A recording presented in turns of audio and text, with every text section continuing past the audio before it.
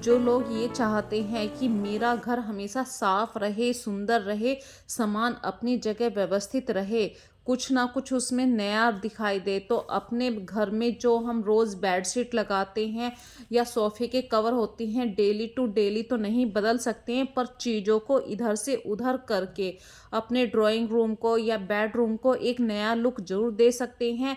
और ख़ास ध्यान से यदि हम डस्टिंग करते हैं तो हम अक्सर सामने सामने डस्टिंग कर लेते हैं, लेकिन जो पौधे हम प्लांट्स रखते हैं अपने इंडोर रूम्स में, तो वहाँ पे उन पत्तियों पे बहुत ज़्यादा डस्ट आ जाती है, जो डस्ट दिखाई नहीं देती है। तो ऐसी जगह भी आपको क्लीनिंग करनी है।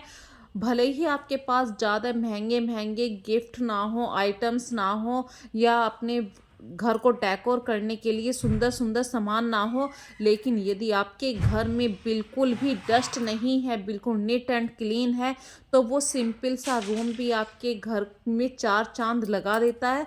तो हेलो फ्रेंड्स, कैसे हो आप सब? आप सबका स्वागत करती हूँ अपने इस छोटे से ब्लॉग चैनल पर।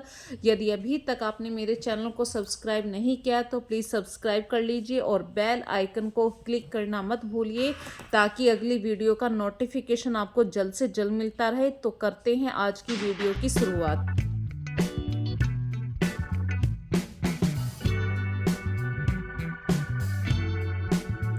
तो जब हम सुबह को जल्द से जल्द उठते हैं तो थोड़ा-सा टाइम का ध्यान रखना ज़रूरी है, और कुछ बातों को ध्यान में रखते हैं यदि, जैसे कि रात में ही आपने बर्तन साफ़ कर दिए हैं, तो सुबह को आपकी किचन बिल्कुल साफ़ मिलेगी, और सुबह को इतनी हड़बड़ाहट नहीं होगी कि मुझे सबसे पहले बर्तन धोने हैं। जब आपकी किचन बिल्कुल साफ़ रहेगी तो आपका उसमें किचन में काम करने में मन भी लगता है, पॉजिटिव वाइब्स किचन में ऑटोमेटिक हो जाती है।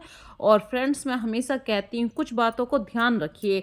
भले ही आपके घर में कुछ ज़्यादा महंगा सामान ना हो, तो देखिए मेरे पास ज़्यादा महंगी क्रॉकरी नहीं है, स्टील के नॉर्मल से बर्तन हैं जो हर घर में मिलते हैं, लेकिन इनको साफ रखना, बिल्कुल साफ सुथरा रखना, नीट एंड क्लीन रखना। तो जब भी मैं बर्तनों को धोकर सुखा देती हूँ, उसके बाद भी मैं इन पर कपड़ा लगाकर ही इनको रखती हूँ। मेरे पास इतनी अच्छी तरीके किचन कबर्ड नहीं है, ना ही मेरी किचन मॉड्यूलर है। बिल्कुल ऐसे जैसे आपने एक नॉर्मल सी किचन देखी है वैसी ही किचन है, बस साफ सफाई का ध्यान रखती हूँ। और देखिए फ्रिज है, लेकिन अभी फ्रिज का पानी नहीं पी सकते हैं, तो सबसे पहला काम तो मैं घड़े में पानी भरने का ही करती हूँ, क्योंकि घर प्यास सबको लगती है। और कहीं ना कहीं यदि हम अपने माइंड से स्लिप कर देते हैं कि पानी नहीं भरा है, तो बच्चे जैसे स्कूल से आते हैं, बाहर से आते हैं, तो वे मम्मी की आंखों से छुप के एक गिलास भर के फ्रिज में पानी रखना शुरू कर देंगे,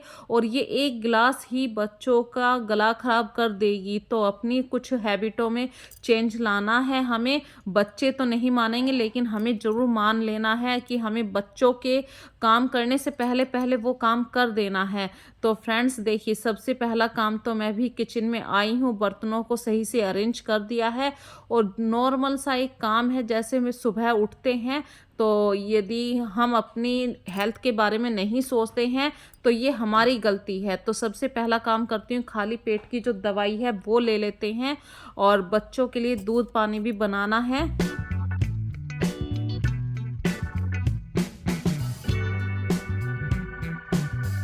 और जब आप किचन में कुछ भी काम करें तो कुछ ना कुछ ऐसा काम भी करते रहें, क्योंकि चाय बनने में तो अभी टाइम है। यदि आप वहाँ पे खड़े हुए हैं तो इसमें दो फायदे हो जाते हैं। एक तो चाय बाहर नहीं निकलेगी उबल कर, और आप कुछ ना कुछ छोटा मोटा सा काम कर लेंगे, जैसे कि किचन के रात में आप कपड़े धो के सुखा देते हैं, उनको फोल्ड करके रख दीजिए, तो हो गए ना। थोड़ा एक काम, मतलब एक समय में आपने दो काम कर लिए। तो गर्मा गर्म चाय बनकर तैयार हो चुकी है, तो सबसे पहले मैं एक कप गर्मा गर्म चाय का आनंद ले लेती हूँ। उसके बाद अपने डेली रूटीन के कामों में आ जाती हूँ। और जब मैंने चाय पी है तो ये बेजुबान जानवर हैं मेरे पास, दो मछलियाँ हैं ये। और ये मछलियाँ मैंने नहीं पाल रखी, मेरे पड़ोस में हैं कोई, तो वे अभी कहीं पर बाहर गए हैं। तो कभी-कभी पड़ोस का साथ देना पड़ता है, तो पड़ोसियों का साथ देना भी बहुत ज़रूरी है। इससे हम समाज से जुड़ते हैं और समाज में जब हम रहते हैं तो हमें एक-दूसरे की बातों का मान-सम्मान भी करना पड़ता है। तो मैंने उनकी मछलियों को कुछ दिन के लिए अपने घर में रखा हुआ है, जब वे आ जाएँगी तो वे अपनी मछलियाँ ले लेंगे। और छोटे-मोटे से काम करते हुए मेरा जो सबसे पहला काम था कि अपनी फैमिली के लिए टाइम से सबको ब्रेकफ़ास्ट करवा दूँ। मतलब मेरे यहाँ पे क्या है, ब्रेकफ़ास्ट ऐसे चाय ब्रेड नहीं चलता है, सबको रोटी ही चाहिए। सुबह के वक़्त में सब रोटी ही लेकर खाना खाकर ही जाते हैं। लेकिन आजकल मेरे हस्बैंड डाइट पे चल रहे हैं, मतलब वे दोपहर का लंच नहीं लेकर जा रहे हैं। वो फ्रूट्स ले लेते हैं लेकिन रोटी नहीं लेकर जा रहे हैं, टिफ़िन नहीं लेकर जा रहे हैं। वही काम बच्चों का है अभी। इस समय बच्चों के एग्ज़ाम चल रहे हैं और आस्था तो बिल्कुल भी नहीं ले रही है दोपहर का खाना। हाँ, घर पे आके खा लेगी लेकिन टिफ़िन की किसी को भी ज़रूरत नहीं है। तो थोड़ा-सा काम मेरा हल्का हो चुका है। सबको अपने-अपने काम पर भेजने के बाद मैं आ जाती हूँ अपने घर के ऐसे काम करने के लिए, इस घर को व्यवस्थित करने के लिए। क्योंकि सबसे पहला यही काम होता है। देखिए, यदि आपने टाइम से अपने घर का मॉपिंग कर लिया, अपने सामान घर के सामान को सही से व्यवस्थित कर दिया है, तो अचानक से कोई गेस्ट भी आ जाए तब भी वो ये कहेगा कि वाह भई वाह! घर बिल्कुल साफ-सुथरा है। तो मैं अभी भी पहले मैंने स्टार्टिंग में बोला था, भले ही आपके घर में कोई भी महँगा आइटम नहीं है, लेकिन आपका घर नीट एंड क्लीन है, साफ है, हर सामान व्यवस्थित रखा हुआ है, तो वो छोटा-सा घर भी इतना साफ सुंदर लगता है, मन करता है कि हाँ, दोबारा से इस घर को फिर से देखें।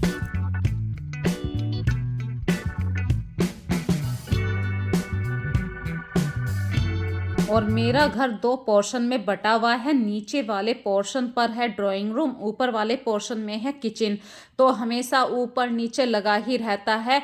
तो इस तरीके से मेरी एक्सरसाइज भी हो जाती है और घर को साफ करने में जो मेरी मेहनत होती है, वो मतलब मुझे बाहर घूमने के लिए ज़्यादा नहीं कर जाना पड़ता है। शाम को ऐसा लगता है जैसे कितनी थक गई हूँ काम करते हुए, क्योंकि जीना बहुत ज़्यादा चढ़ना पड़ जाता है मुझे। और तीसरे पोर्शन पर है फ्रेंड्स मेरे यहाँ पे बाथरूम। है तो सही एक बाथरूम लैट्रिन नीचे भी, लेकिन मैं उसको बिल्कुल यूज़ नहीं करती हूँ क्योंकि मुझको बिल्कुल साफ घर की बहुत बुरी हैबिट लग चुकी है। और जब हमें पता है कि लैट्रिन बाथरूम मेरा ऊपर है, कपड़े भी मुझे ऊपर ही सुखाने हैं, तो सारा काम मैं ऊपर ही कर लेती हूँ बाथरूम का।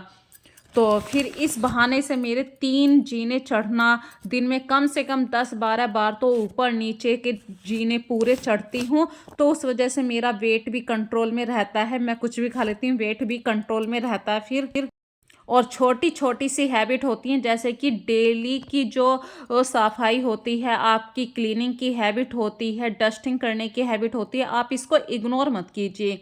यदि आप इग्नोर करना शुरू कर देंगे, तो वो डस्ट के ऊपर डस्ट लेयर चढ़ती जाएगी और उस चीज़ को छूने में आपको थोड़ा-सा अटपटा-सा लगेगा। तो हफ्ते में आप एक डे बाँध लीजिए कि भई मुझे मंडे को ड्राइंग रूम साफ़ करना है, ट्यूसडे को बच्चों का स्टडी रूम है, या भई बेडरूम तो डेली होता ही है। लेकिन अगर आप अकेले हैं, घर में काम करने वाले अकेले हैं और पूरा बड़ा घर है, तो आप डे वाइज़ डे ऐसे बाँध लीजिए कि भई मुझे ये काम आज करना है। तो हफ्ते में आपके पूरे घर की क्लीनिंग हो जाएगी और वो रूटीन फिर से आ जाएगा। तो आपका घर भी एक तरीके से व्यवस्थित रहेगा और आपका काम करने का रूटीन भी प्रॉपर बना रहेगा। और मैं तो पहले ही कह रही थी कि आप जब डेली डस्टिंग की हैबिट को डाल लेते हैं, तो आपके अंदर मतलब वो एक कीड़ा सा रहता है कि अरे ये चीज़ रह गई है। आप जैसे कि किचन में खाना बनाते हैं, डेली बर्तन साफ करते हैं, वही हैबिट यदि आपके अंदर शामिल हो जाती है ना, तो आपको इतनी देर में नींद नहीं आएगी जब तक आप एक बार डस्टिंग नहीं कर लेंगे। और डस्टिंग करने में ज़्यादा टाइम नहीं लगता है। यदि आपको हैबिट पड़ चुकी है, ये आप 10 मिनट के अंदर टोटल घर की डस्टिंग कर सकते हैं। जो हमारा ड्राइंग रूम है, ड्राइंग रूम एक ऐसी जगह है, भले ही आज गेस्ट नहीं आए, कल आ जाएँ, रात में आ जाएँ, गेस्ट का कभी भी कोई भी आइडिया नहीं होता है। तो अपने ड्राइंग रूम को आप अपनी किचन की तरह रखें। जैसे किचन में 2 बार आप कपड़ा मारते हैं, आप ड्राइंग रूम में 1 बार कपड़ा मार सकते हैं, लेकिन मारिए डेली। क्योंकि जो हमारे सोफ़े हैं या हमारी शेल्फ हैं या कोई भी डेकोरेशन वाला पीस है, इन पे ऐसी डस्ट बैठ जाती है, आप सोचते हैं पूरा घर बंद है, कर्टेन्स लगे हुए हैं, लेकिन फिर भी डस्ट आती है। हमारे पाँव के साथ भी डस्ट आ जाती है और वो डस्ट धीरे-धीरे हमारे इन्हीं सामान पे बैठती है। तो डस्ट को रिमूव करने के लिए आप दिन में एक बार ज़रूर कपड़ा लगा दीजिए हर सामान के ऊपर और 10 मिनट के अंदर-अंदर ये सारा काम हो जाता है। उसके बाद फ्रेंड्स मैं आ जाती हूँ बच्चों के दूसरे रूम में।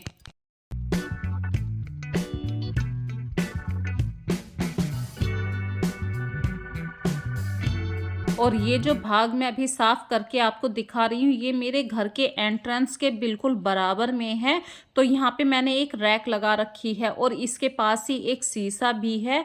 तो भई घर से बाहर जब जाते हैं तो सभी का मन करता है कि हम अपने आप को एक बार देख लें कैसे लग रहे हैं। हाँ, इतनी अच्छी तरीके से ये मॉडिफ़ाई नहीं है और कि बहुत ही अच्छी तरीके से बहुत पुराने पैटर्न का ये शीशा है, बहुत पुराने पैटर्न की ये अलमारी है। बस क्लीनिंग का मैं हमेशा ध्यान रखती हूँ और आपको फ्रेंड्स मैं बताऊँ और कि क्लीनिंग तो यहाँ पे मैं देखिए ये अंदर वाले प्लांट्स हैं, इन पे भी डस्ट आती है। हम सोचते हैं प्लांट्स पे कहाँ डस्ट आती है। जिस दिन हम इन्हें वाटरिंग करते हैं, पानी देते हैं, ऐसी-ऐसी पत्तियों पे डस्ट होती है, सोचा भी नहीं करते हैं कि पत्तियों पे भी कोई डस्ट आती है।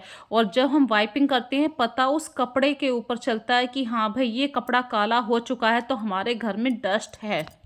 और अक्सर हम एक और गलती करते हैं, हम डस्टिंग करते हुए जो मेन पार्ट है वो तो साफ़ कर लेते हैं, लेकिन जो छिपे हुए पार्ट होते हैं वहाँ पे ये जाले लग जाते हैं छोटे-छोटे से। यदि आप हैंड टू हैंड कोई चीज़ को रिमूव कर सकते हैं, वहाँ से हटा सकते हैं, तो तुरंत उसे साफ़ हटाकर झाड़ू लगाइए। इससे क्या छोटे-छोटे से जो जाले बनते हैं, उन सब चीज़ों से छुटकारा मिल जाता है। और ये ज़्यादा लंबा टाइम नहीं है कि आपको कोई स्पेशल डे निकालना पड़ेगा, स्पेशल टाइम निकालना पड़ेगा। जब आप झाड़ू लगाते हैं घर में, उसी समय ये काम कर दिया करें, तो आपका घर में ये छोटे-छोटे से जो जालों से गंदगी इकट्ठी होती है, वो कभी नहीं मिलेगी। और जब ये छोटी-छोटी सी हैबिट आपके अंदर शामिल हो जाएँगी, तो आपको ये चीज़ें बर्डन नहीं लगेंगी।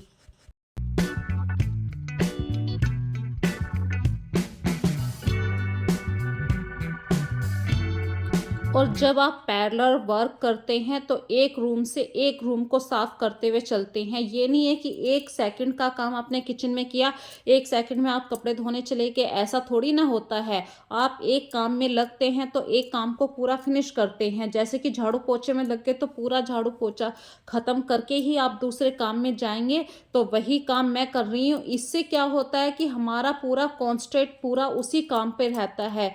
यदि हम एक साथ 2-2 कामों में लग जाते हैं भई, जैसे कि एक तरीके से मैं कहूँ कपड़े धोने का काम तो चल जाता है, भई मशीन लगा के आ गए हैं, वहाँ पे टाइमिंग अपने आप चल रहा है, तो आप इतनी देर में झाड़ू पोछा कर सकते हैं, लेकिन खाना बनाने वाला काम नहीं चल सकता है। एक साथ 2 काम नहीं होंगे यहाँ पर।